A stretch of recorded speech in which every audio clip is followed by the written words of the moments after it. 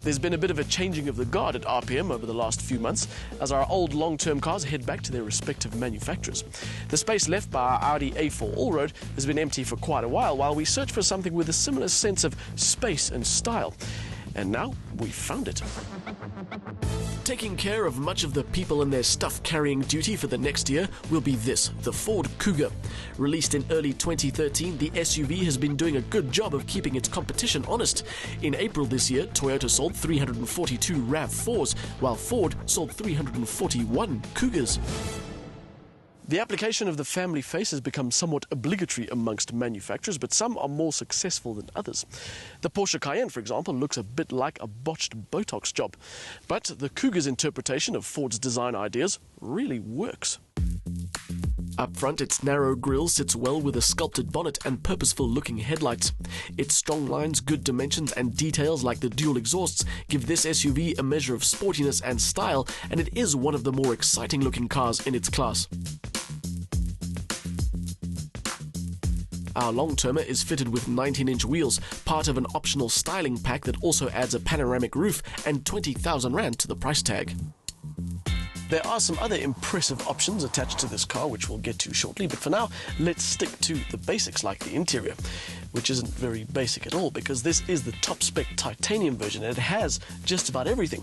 Keyless entry, electric heated seats, it's even got a 230-volt socket in the back. Handy for those times when you want to charge your laptop or plug in a hairdryer. Our Kuga is going to keep us very comfortable indeed with electric seats, dual-zone climate control and cruise control, to name just a few niceties. As well as that, it's got Ford's sync system, which connects with phones and iPods and offers voice control for both. With full leather, good plastics and rather nice blue illumination, the Kuga has a definite upmarket ambience. The only criticism being the control section for the infotainment system, which is neither very pretty nor very intuitive. We'll see if a year's worth of use changes our minds. Toys are nice, but an SUV without space is a bit pointless. The Kuga has good boot space with the rear seats in place, certainly enough to take care of the day-to-day loads. 2 rows of seats will comfortably fit 5 people, although a 3rd row is not available.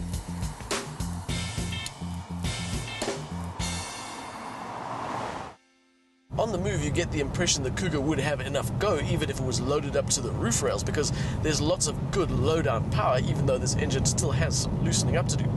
Ford's claimed fuel consumption figure for this car is 6.2 litres per 100 kilometres, although I'm not sure that's a figure we'll see too often.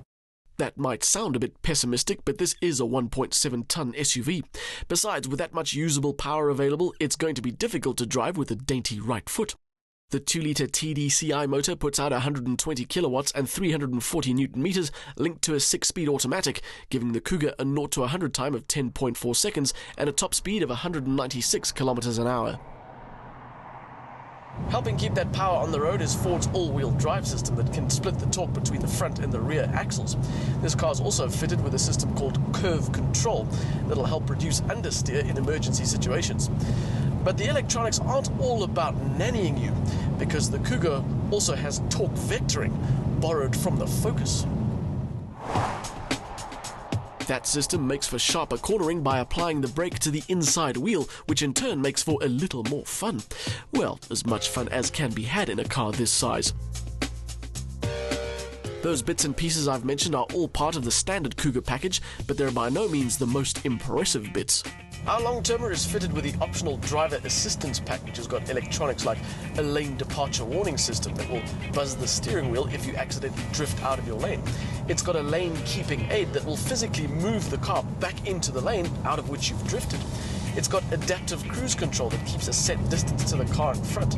It's got an auto park function. It's got a blind spot warning system. In short, a whole bunch of things that would make an S-Class proud. And if not, there are the kinds of systems that aren't even available on competing SUVs.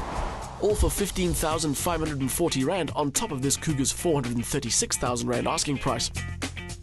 How does that stack up? Well, an all-wheel drive Toyota RAV4 diesel starts at 456,000 Rand, which means the Kuga, with all the driver assistance pack's magical goodies, is still cheaper.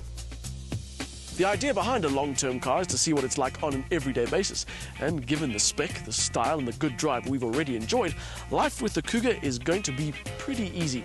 But of course we will bring you updates over the next 12 months.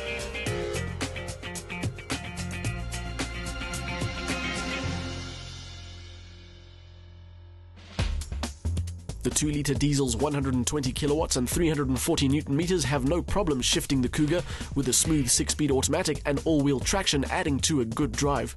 It's a stylish and comfortable SUV, and even with all the added options, our new long-termer is still good value. We'll have to get used to the infotainment system controls though.